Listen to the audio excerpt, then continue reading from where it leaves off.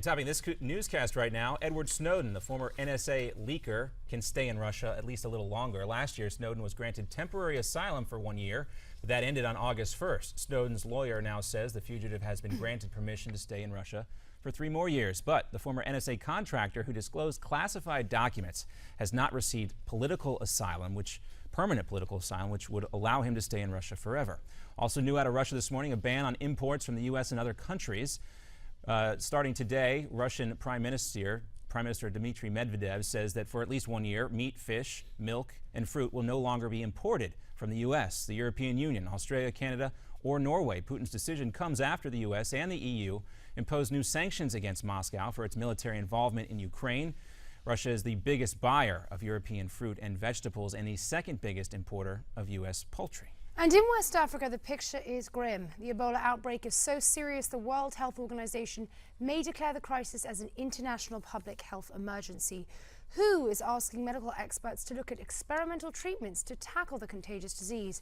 The U.S. Centers for Disease Control and Prevention already issued its highest level alert to deal with the Ebola outbreak.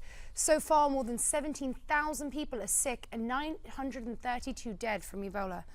And President Obama also spoke out about Ebola at the U.S. African Leaders Summit as he was asked about the current ceasefire in Gaza.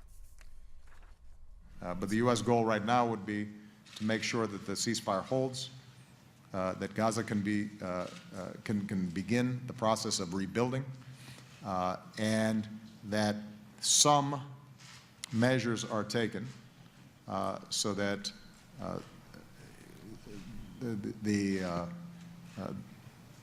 the people of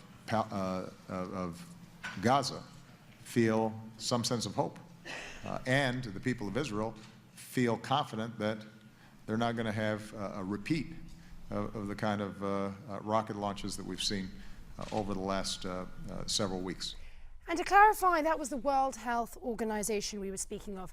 Obama added the long-term stability in Israel and the Gaza Strip will come slowly.